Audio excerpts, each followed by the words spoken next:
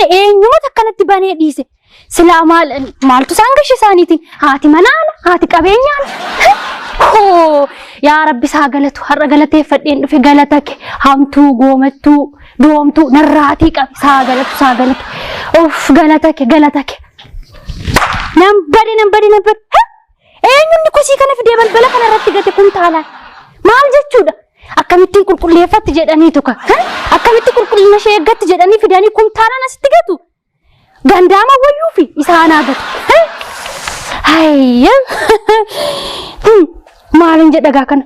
Homaa gochuu hin danda'u. Isinaa gata akkuma kosii kana gattan. Isinin guddisee. Akkamitti isheetti bareeda jedhaniitu.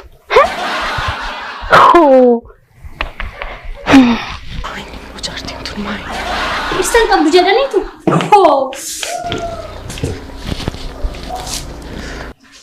Boontu.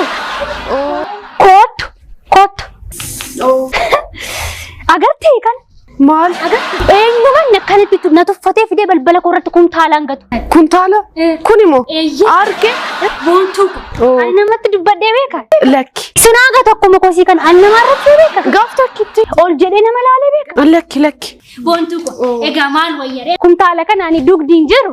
Dulloomeera akkam godheen gatagaa. Mala naa malmee bareeddu ko. Maal wayyaree?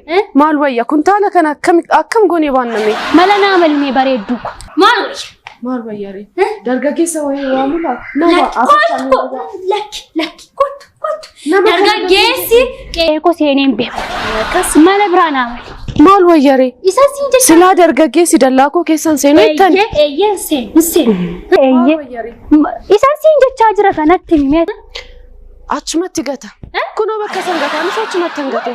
Wayyaan. Duruu ani nama jedhee kana soofamtu. Kundaa gata. Wayyaare. Maal wayyaa nan gata nu rakkina hin qabu nan gata. Saa gatu siinis akkuma kosii kana.